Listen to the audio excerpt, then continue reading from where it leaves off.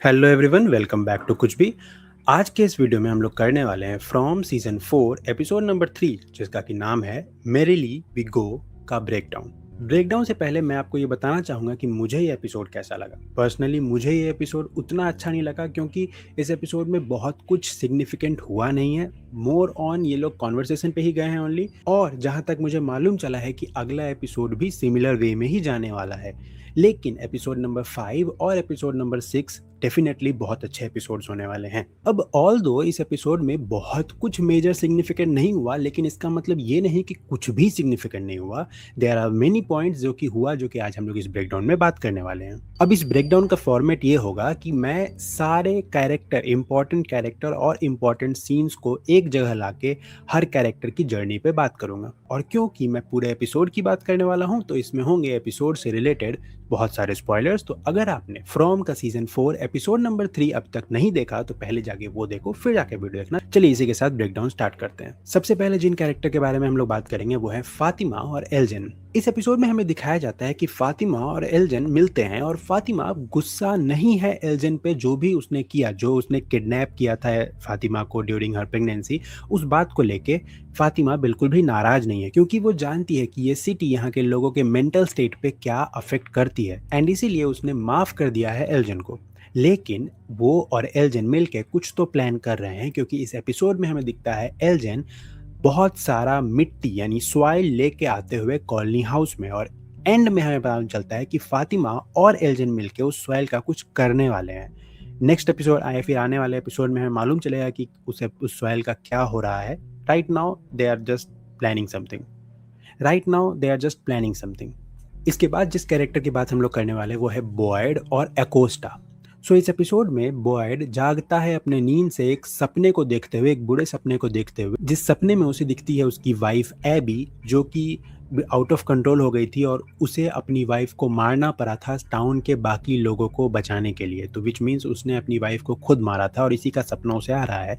और इसके बाद हमें दिखता है कि जो बॉयड है वो अकोस्टा के पास जाता है, और वो उसको कन्फ्रंट कर रहा होता है, जो भी अकोस्टा ने लास्ट एपिसोड में किया था एम्बुलेंस लेके जाने के बाद। ड्यूरिंग दैट कॉन्वर्सेशन हमें मालूम चलता है कि अकोस्टा भी कहीं ना कहीं ये जानती है कि वो गलत थी, उसने गलत किया था, और अब वो बॉयड से सिर्फ एक बुलेट की मांग कर रही है, जिसपे बॉयड एग्री भी कर जाता है। लेकिन बॉयड के पास एक प्लान है। बॉयड उसे लेके जाता है कॉलोनी हाउस के स्टोरेज रूम में, जहां रखे हुए हैं सभी लोगों के पुराने सामान। अब बॉयड ये चाहता है कि जो अकोस्टा है वो इन्वेस्टिगेट करे उस सारे सामान को, टू फाइंड सम क्लूज, जो कि अब तक बॉयड या बाकी टाउन के लोग ढूंढ नहीं पाए हैं। अब ऐसा करने के पीछे उनका क्या रीजन है? मे बी लास्ट एपिसोड में जैसा कि हमें मालूम चला है कि यहाँ मौजूद सारी चीजें इस टाउन के पास्ट में रह रहे लोगों को बिलोंग करती हैं। तो क्या पता कोई ना कोई क्लू निकल के आए इस टाउन के पास्ट के बारे में, इस टाउन के स्टार्टिंग के बारे में, और यही ढूंढना चाहता है बॉयड। और इसके लिए उसकी हेल्प चाहिए अकोस्टा की, क्योंकि अकोस्टा एक ट्रेंड कॉप है, एक ट्रेंड पुलिस ऑफिसर है, और वो इन्वेस्टिगेट कर सकती है। और अब ये दोनों आगे के एपिसोड में हमें ये करते दिखेंगे। अब हम लोग आते हैं सोफी के कैरेक्टर पे। देखो, सोफी के कैरेक्टर के साथ वैसे तो कुछ बहुत सिग्निफिकेंट नहीं हुआ, लेकिन हमें ये मालूम चला कि वो एक मिशन पे है, and mission is divide and rule.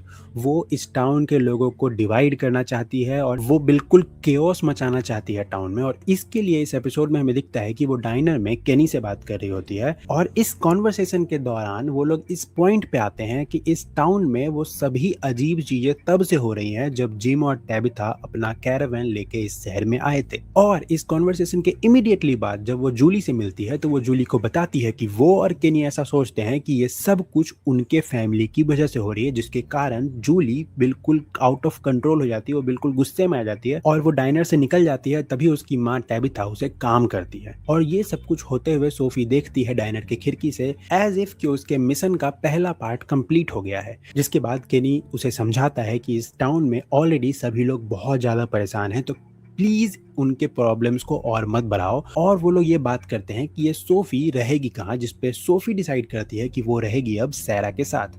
जी हाँ, सैरा और सोफी अब साथ रहेंगे।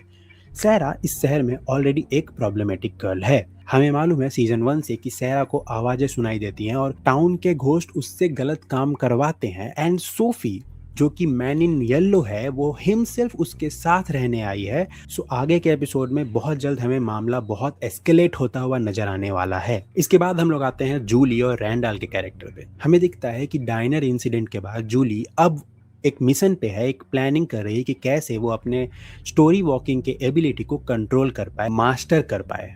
और इसके लिए उसे याद आता है उसके भाई ईथन के 2 स्टोरी बुक्स की। ईथन अक्सर इस शहर में हो रही सारी अजीब घटनाओं को उन स्टोरी बुक से रिसेंबल करके ही देखता था और जूली को बताया करता था।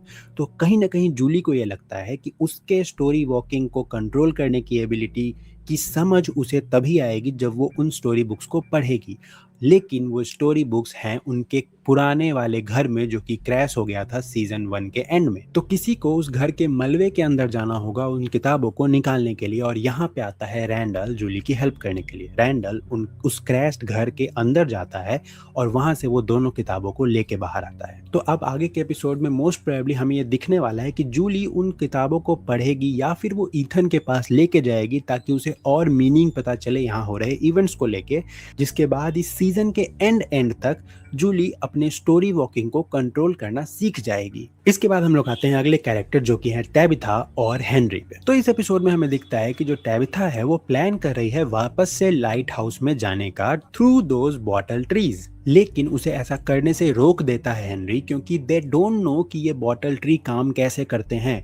क्या ये उसे वापस से लाइट हाउस के ही तरफ लेके जाएंगे, या फिर वो क्या पता फैराबी ट्री फिर से वैसे ही काम करे जैसे सीजन 3 में उसने डेल को स्विमिंग पूल के दीवार में फंसा दिया था। अब हेनरी और टैबिथा इस बात पे झगड़ रहे ही थे कि वहां पे आ जाता है बॉय इन व्हाइट, जो कि अब बॉय तो बिल्कुल भी नहीं है, he is now soon to be man in white.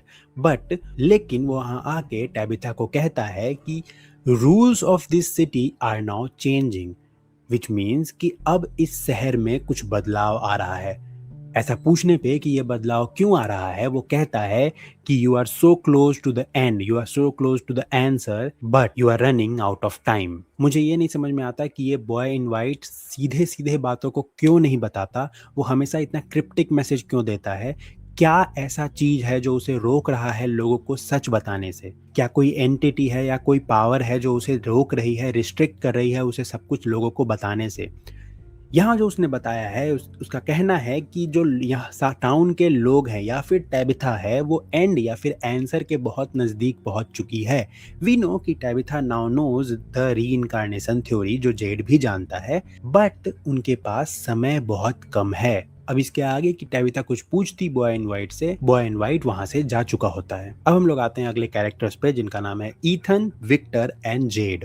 हमें दिखता है कि जो जेड है वो मेडिटेट करने की कोशिश कर रहा है, अपना दिमाग शांत रखने की कोशिश कर रहा है, ताकि उसके दिमाग में जो थ्योरीज हैं और जो विजन्स हैं वो सभी को वो कंबाइन करके किसी आंसर या किसी क्लू तक पहुंच सके, लेकिन उससे ऐसा कर नहीं पा रहा है। जिसके बाद वो बॉयड से ड्रग्स मांगता है, क्योंकि वो जानता है कि जैसे मिरांडा इस शहर में ड्रग्स लेने के बाद हेलुसिनेट करना शुरू कर दी थी और उसे दिखने लगे थे, उसे विजन्स आने लगे थे, उसे इस शहर का सच दिखने लग गया था। तो कहीं ना कहीं ये नशा, ये ड्रग्स उसे भी हेल्प करेंगे, ऑल्दो बॉयड उसे ड्रग देने से मना कर देता है। मीनवाइल हमें यह मालूम चलता है कि जो ईथन है वो विक्टर से हेल्प मांग रहा है to find lake of tears. अब ये लेक ऑफ टीयर्स क्या है, इसके बारे में लास्ट एपिसोड के ब्रेकडाउन में भी हमने बात की थी, लेकिन विक्टर किसी भी लेक ऑफ टीयर्स के बारे में तो नहीं जानता, लेकिन वो द ब्रंडल्स के बारे में जानता है, जो कि इस शहर में एक छोटा सा पॉन्ड है और वो उसे वहां लेके भी जाता है। लेकिन ब्रंडल्स को देख के ईथन बोलता है कि ये लेक ऑफ टीयर्स नहीं हो सकता है, जिसके बाद विक्टर ईथन से पूछता है कि वो लेक ऑफ टीयर ढूंढ क्यों रहा है, जिसके बाद ईथन बताता है कि क्योंकि लेक ऑफ टीयर को ढूंढने के लिए उसे उसके फादर ने बताया है, और lake of tear can heal people and bring them back. अब ये बात सुनने के बाद, ये सारी स्टोरी सुनने के बाद जेड ऐसा कहता है कि तुम इन मेड अप स्टोरी पे भरोसा क्यों कर रहे हो, जिस पे ईथन ये जवाब देता है कि जैसे मेरी माँ को यहाँ आने से पहले उन्हें दिखने वाले पत्थर और उन्हें दिखने वाले सारे विजन सिर्फ ड्रीम्स लगते थे, लेकिन जब वो यहाँ आई तो उन्हें मालूम चला ये सब रियल में एग्जिस्ट करते हैं। मे बी जो मेरा मेड अप स्टोरी है वो मेरे लिए स्टोरी हो, मुझे ऐसा लगता हो कि स्टोरी हो, लेकिन वो सही में रियलिटी हो। जैसे मेरी माँ के लिए यहाँ के बाहर का ड्रीम यहाँ आके रियल हो गया, मेरी बाहर की स्टोरी यहाँ आके रियल क्यों नहीं हो सकती है। And they are giving this theory a chance. अब इस कॉन्वर्सेशन में ये लोग आगे बढ़ते इससे पहले हमें दिखता है कि विक्टर को मिल गया है मैन इन येलो के क्लोथ्स, जिसे देख के वो बहुत ज्यादा डर गया है। अब हमें ये मालूम है कि जो विक्टर है वो अपने मेमोरी के साथ बहुत ज्यादा स्ट्रगल करता है। मे बी उसे कुछ ऐसा याद आ गया है उन क्लोथ्स को देख के, मे बी वो कभी मैन इन येलो से मिला है जिसे देख के उसे इतना ज्यादा डर लग रहा है। अब वो मैन इन येलो के बारे में क्या जानता है, उसने ऐसा क्या याद आया, ये सब तो हमें आगे के एपिसोड में मालूम चलेगा। लेकिन इसी सीन में आगे हमें मालूम चलता है कि जेड को मिल गए हैं कुछ मशरूम्स।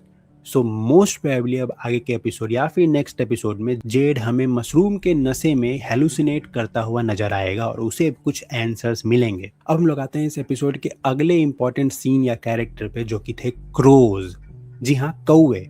इस सिटी में क्रोज एग्जिस्ट करते हैं भी हम लोग जानते हैं, लेकिन इतने सारे कौवे पहली बार किसी इवेंट पे किसी सीन में एक जगह पे आए थे। अक्सर ये सारे कौवे हमें देखते थे फॉलेन ट्री के पास, जो कि इस टाउन का गेटवे माना जाता है, लेकिन इस टाउन के अंदर किसी इंसिडेंट के दौरान इतने सारे कौवों का दिखना ये पहली बार था। और सिर्फ इतना ही नहीं, इस एपिसोड में ये कौवे हमें अलग अलग इंसिडेंट के दौरान अलग अलग सीन्स में नजर आए हैं। जैसे जब ईथन, जेड और विक्टर जंगल में जा रहे होते हैं तब वहां पे भी एक कौवा उन्हें देख रहा होता है। इसके अलावा जब टैबिथा और हेनरी बॉटल ट्री की तरफ जा रहे होते हैं तब उन्हें भी एक कौवा देख रहा होता है। तो क्या ये क्रोज किसी के लिए सर्विलांस का काम कर रहे हैं, स्पाइंग का काम कर रहे हैं? इसके अलावा जिस सीन में बहुत सारे कौवे उस जगह पे आए थे वहां पे मैंने सभी लोगों का एक्सप्रेशन देखने की कोशिश की, स्पेशली सोफी का, क्योंकि हमें मालूम है कि वो मैन इन येलो है, वो कुछ कर सकती है। लेकिन सरप्राइजिंगली जो सोफी थी वो भी उतनी ही शॉक्ड लगी उस सीन में मुझे जितना बाकी लोग लग रहे थे, विच मीन्स या तो वो बहुत अच्छा एक्टिंग कर रही है लोगों के सामने, या फिर सही में उसे नहीं मालूम कि ये क्रोज आए कहाँ से हैं।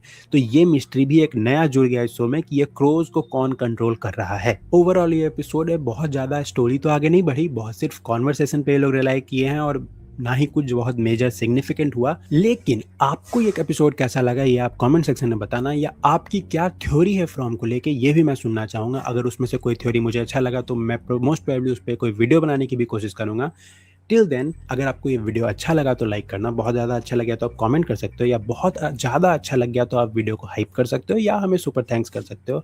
आपके द्वारा किए गए सुपर थैंक्स से जो भी पैसे आते हैं उसे हम लोग इस चैनल पे आने वाले सारे वीडियोस के क्वालिटी को इंक्रीज़ करने के लिए यूज़ करते हैं। Thank you so much.